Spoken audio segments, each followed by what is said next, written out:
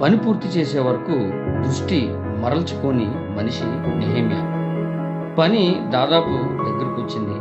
అయితే బెదిరింపులు, చంపేస్తామని, హేళన, అవమానం, ఇలాంటి ప్రతికూల పరిస్థితుల్లో ఉన్నప్పుడు నెహెమ్యాతో మాట్లాడడానికి ఓనో అనే మైదానం దగ్గరికి రమ్మంటారు.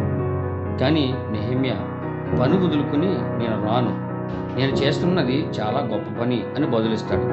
దీన్ని బట్టి మనకు తెలియాల్సింది, పని చేస్తున్నప్పుడు ఎటువంటి ఆఫర్స్ మనకు వచ్చినా, బెదిరింపులు మనకు వచ్చినా, అవమానం మనకు ఎదురైనా చేసే పని మీద ఫోకస్ బయటికి వెళ్ళకూడదని మనం నేర్చుకోవాలి. చివరికి 52 రోజుల్లో ఆయన గోడలు కట్టడం పూర్తి చేశారు. ఎవరైతే అవమానించారో, ఎవరైతే బెదిరించారో వారందరూ కూడా అధైర్యపడ్డారని బైబిల్లో రాయబడింది.